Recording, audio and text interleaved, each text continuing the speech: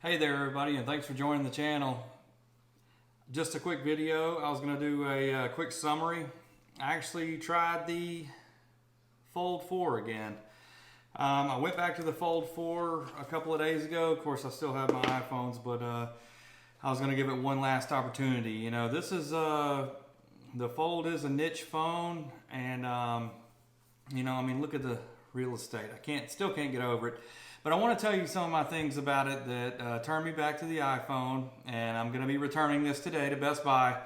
You know, it always piques my interest because with the Fold 4, I do use this phone for so many things that I can't get out of my iPhones. When I'm carrying my iPhone, I have an iPhone 13 Pro.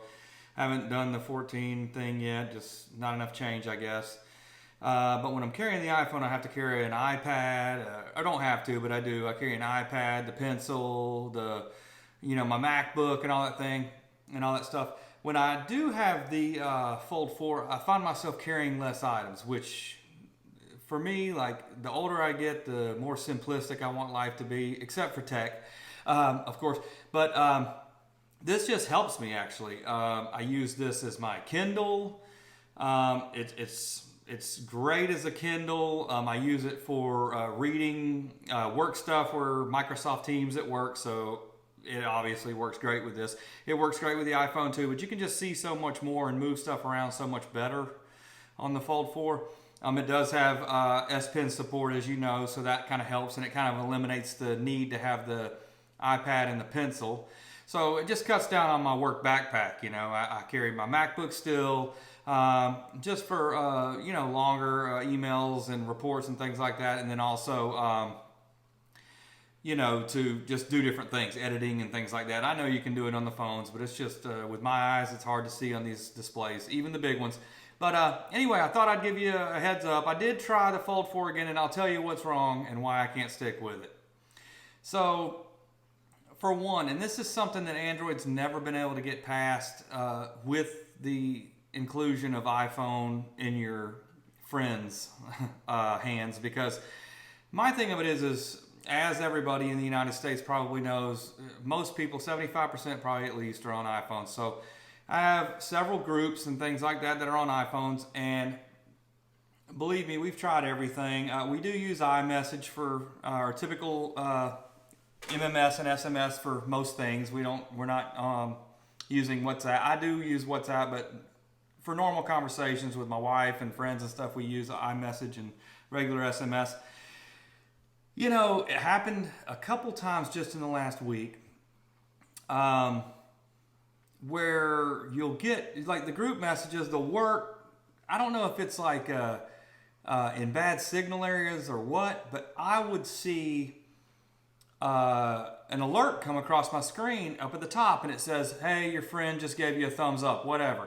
And I go into the conversation and it's not there. And then 10 minutes later it shows up there, or 10 minutes later it shows up there and it's in its own message to you instead of the group. And for me, it's just super frustrating. That's one. Number two is the signal strength. Where my office is kind of on the fringe of Verizon signal, and also it's in a building. I get 0 bars with the Samsung devices almost. I turn on Wi-Fi calling, it still doesn't work great. The iPhone doesn't have a wonderful signal, but it picks up. I can make phone calls and things like that, surf the web. And I'll tell you something new I discovered. So the last time I had the Fold 4, which was about a month ago, or about 2 months ago, I tried it. It must be with the hardware that's inside or whatever. It doesn't play well with older routers. So we had an older router at work. This thing was a mess. I had exclamation mark up at the, trying to get on the Wi-Fi, trying to do Wi-Fi calling. It would drop Wi-Fi all the time. And I have noticed we updated all of our Wi-Fi at work to Wi-Fi 6 routers, and it actually works well now. So that is fixed.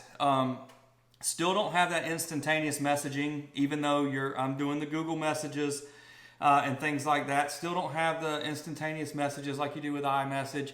It'll sit there and rotate for 5, 10, 20 seconds, maybe never if you're sending a picture, and won't send it or receive one until you get into a well-covered area with Verizon. So not necessarily the phone's fault, maybe a signal issue, whatever, but it is the world I live in. AT&T, Verizon are all about the same in my area, so that is a problem.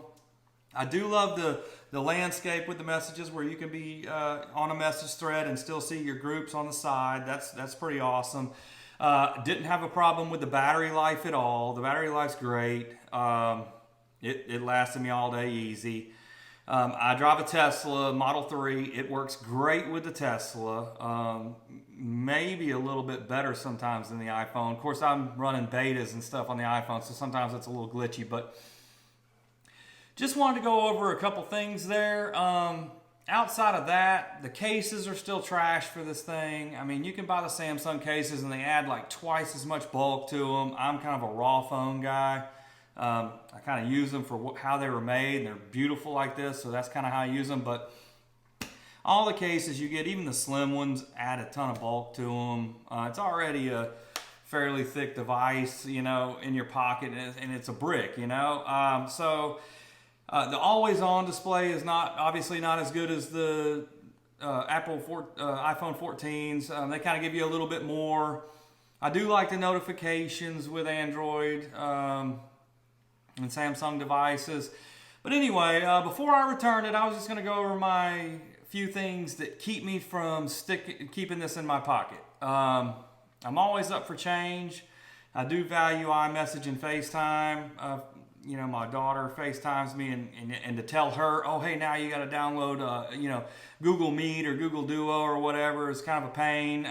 You know, she's 8 years old, so she FaceTimes me from her tablet when I'm at work and things like that. So that's kind of a pain, but it was something I was willing to try to get past. But with these other hang-ups, it's really frustrating, and that's what keeps me from changing over altogether.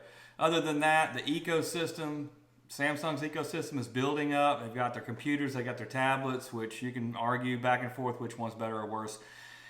Apple's ecosystem just tends to work a little bit better. It's just simple when you're connecting your iPad or your MacBook Pro for messaging and things like that. They do have Windows support on Windows computers for the Fold 4s and you know all the newer Androids, but the cameras on this thing are, I'll be real with you, this is an $1,800 phone. The cameras are trash. I mean, they're good for everyday highlight picture taking and stuff like that. And I'm not a photographer, and please, I know I'm going to get blasted, I'm sure, by the Android lovers out there, but I love both sides. They're just not up to par, low light. You get a lot of grainy images. The shutter speed's slow. It just is what it is. So that's my take, and I know it's my opinion, and if you have anything to add, please comment below. And yeah, my take before I take this thing back and ship it off via UPS. And you guys have a nice day. Merry Christmas, and I'll talk to you soon. Bye.